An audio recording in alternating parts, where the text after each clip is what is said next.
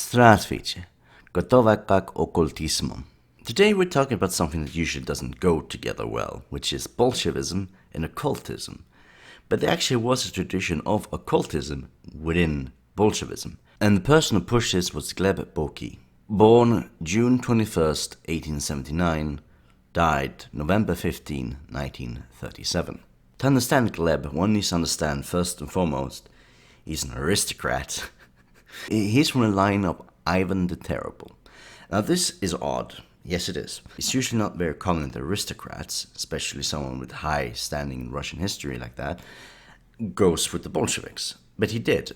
Don't take me wrong, he was scorned for this throughout his entire life. They had skepticism about him because, hey, aren't you, in some sense, what we're against? But at the same time, he was an ideologue. He really cared for the communism. He had his own reasons for it, but he cared for it. Gleb, in a pretty young age, has always been a communist. He was into that ideal version that communism promised. And he made sure to join the party and help with propaganda. And there, within his activism, he actually met Vladimir Lenin. This is sort of why he wasn't killed later on. But he was proven himself to be quite useful in his work.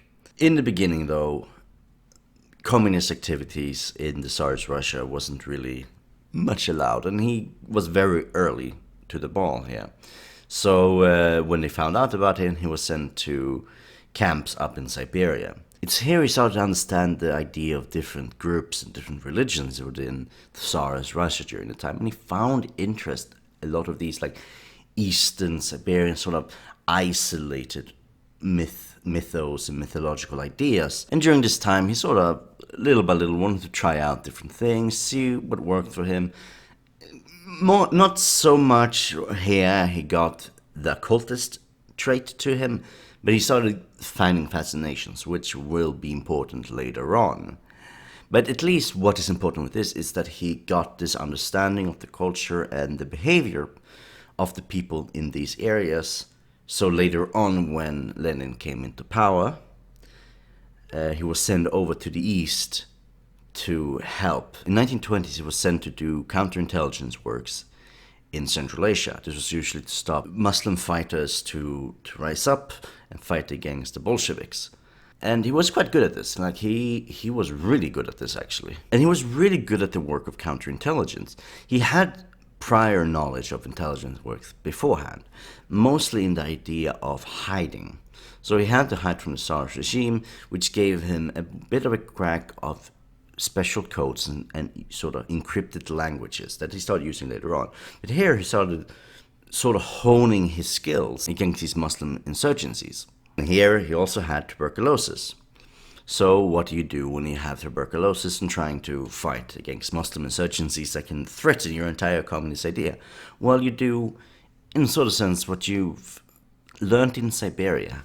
Use common practices of the area and listen to the people in the area to see what you can learn. And he heard from somebody that dog meat really helps out tuberculosis. And this was perfect for him, because if he ate dog meat, he wasn't only somewhat cured from his tuberculosis, he was also punishing the Muslims. Now, don't take me wrong, during this time that was not a very good thing to do, and a lot of the underclass, like, oh, look at this aristocracy eating dog meat. He's like Dracula, so it was compared to that. But he did a pretty good job with these Muslim insurgencies, so when the conflict started to end, he got a bigger role. And his role was decryption and counterintelligence, which he was surprisingly really good at. So he started to more and more work on coding, work on decoding and decrypting. And he was one of the best in decryption of languages that doesn't really speak. It's, the encrypted languages. He started to really good at cracking those. So he got an entire department, mostly just focused on cracking codes. And here is where the shit starts. So because of that skill he had, he got more and more and more, because he started building up ideas on how to do better decryption, how to send messages during long distances without it being caught by anybody.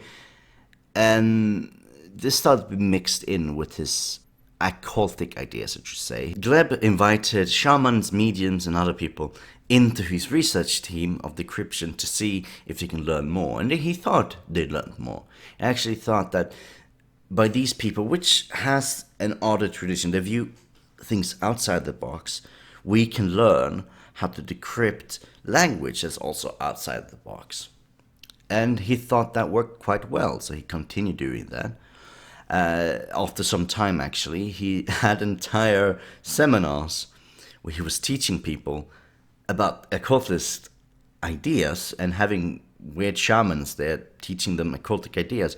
So many people hated it. They were bored out of their mind. But it's like, yeah, but this is how we crack the codes. This is how I, Gleb Bokii, crack the codes. This is why you need me. And the more this went on, the more he himself started to believe in the occult. He started to believe in, well, two different ideas, I should say. He was his main point of occultism. One was the harmony between sort of society, nature, and self.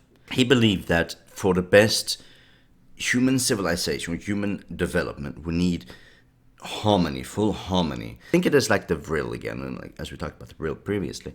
The vril, it's if you have the harmony, you can then build up human morality and the rest, and sort of create the better people if you have harmony. He thought communism would do this. Now, he, after some time, actually didn't think that anymore, but it was in the shit, so it is what it is.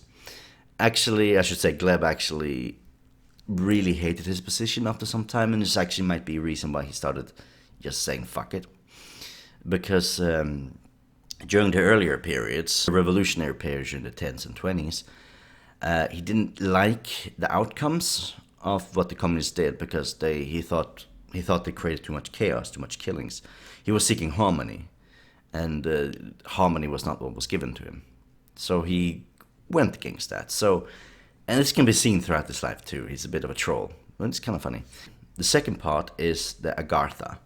As we talked about the Vril again, he believes in an inner society within the earth where he wanted to reach. And he actually did this a few times. He actually went on expeditions to find Agartha, to find the society within the earth.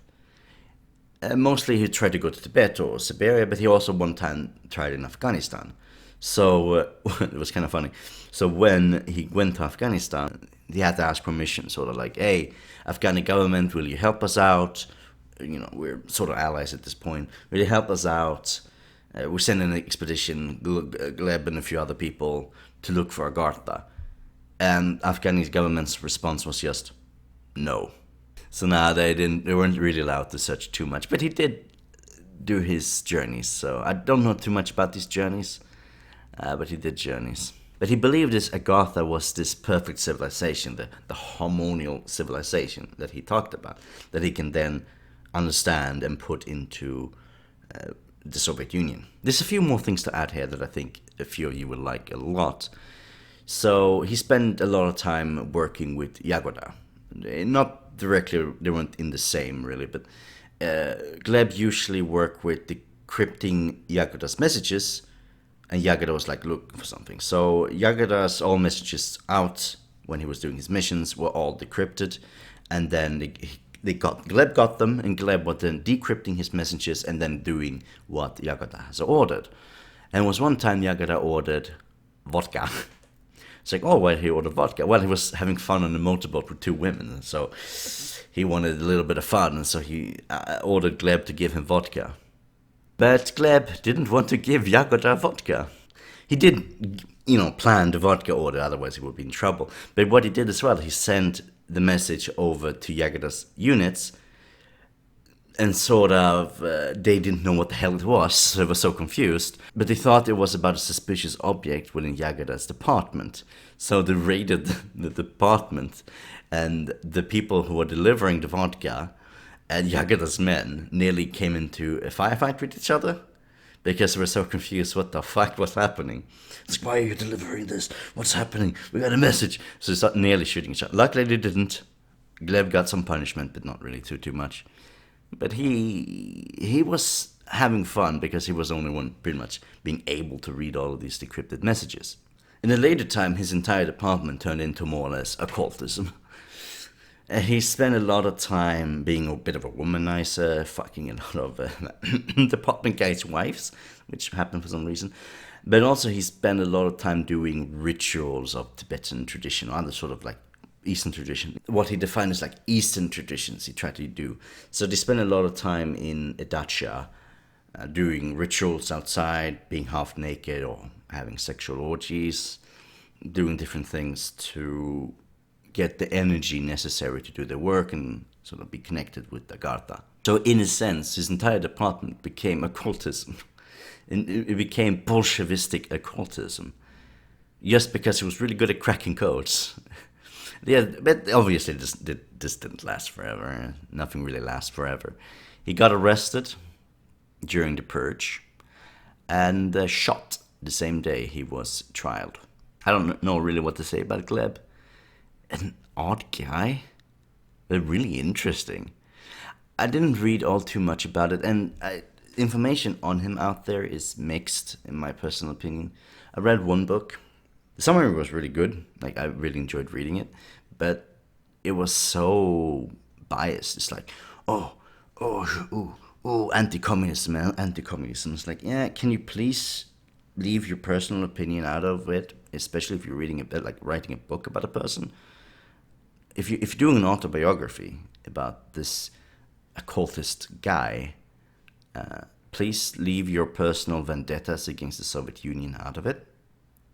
Now, you know, that's a criticism you can have against me, against like, oh yeah, I also have personal vendettas. It's like, yeah, it's not vendettas, but yeah, I don't like the Soviet Union.